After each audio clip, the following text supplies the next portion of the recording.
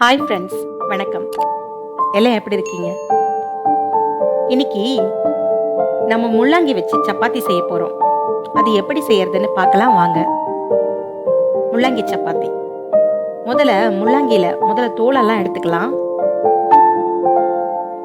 நல்லா பெரிய முள்ளங்கி நான் 3 எடுத்துருக்கேங்க. மாவுக்கு ஏற்ற மாதிரி நீங்கள் செய்ய போகிற சப்பாத்தி அளவுக்கு ஏற்ற மாதிரி முள்ளங்கி எடுத்துக்கோங்க. நான் 3 முள்ளங்கி எடுத்திருக்கேன். தோல் நல்லா சீவி எடுத்துக்கிட்டு நல்லா தண்ணியில் வாஷ் பண்ணிக்கிட்டு இப்போ நல்லா துருவி எடுத்துக்கலாங்க. நல்லா துருவி எடுத்துக்கிட்டேன் முள்ளங்கிய. இப்போ கோதுமை மாவுல நம்ம துருவி எடுத்துக்கிட்ட முள்ளங்கிய போட்டு நல்லா கலரிக்கலாம். அதுக்கப்புறமா தண்ணி ஊற்றலாம். முதல்ல இதுலேயே கொஞ்சம் தண்ணியாக இருக்கும். முள்ளங்கி போட்டுட்டு நல்லா கலரிட்டு அதுக்கப்புறம் தண்ணி ஊற்றுங்க. தேவையான அளவு ஊற்றுங்க தண்ணி.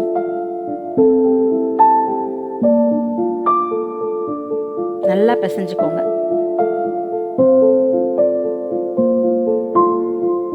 கொஞ்சம் உப்பு, தேவையான அளவு உப்பு.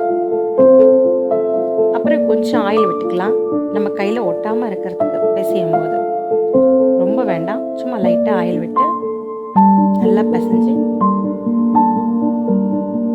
சும்மா கொஞ்ச நேரம் ஊற வச்சா போதும். ஊற வைக்கணுன்ற அவசியம் கூட இல்லை, ஏன்னா இதில் முள்ளங்கி போட்டிருக்கிறதுனால நீர்த்துரும்.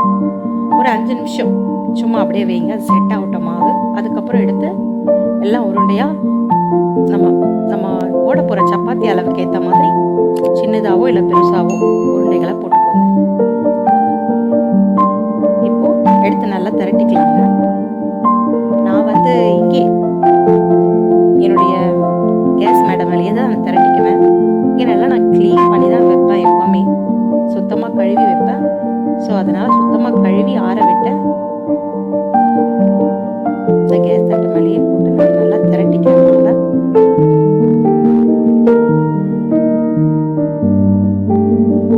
அவ்வளோதாங்க. 2 பக்கம் போட்டு நல்லா வேக வச்சு எடுத்துக்கிட்டிங்கன்னா முள்ளங்கி சப்பாத்தி ரெடி. இதுக்கு நான் சைட் டிஷ் குடமிளகா முட்டை கிரேவி பண்ணியிருக்கேன். அந்த லிங்கை நான் டிஸ்கிரிப்ஷனில் கொடுக்குறேன், செக் பண்ணி பார்த்துக்கோங்க.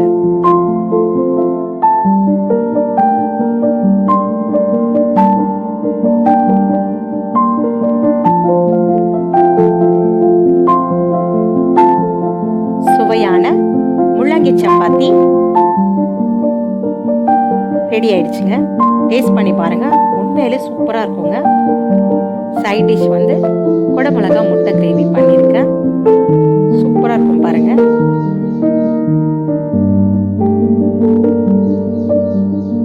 தேங்க்ஸ் ஃபார் வாட்சிங்.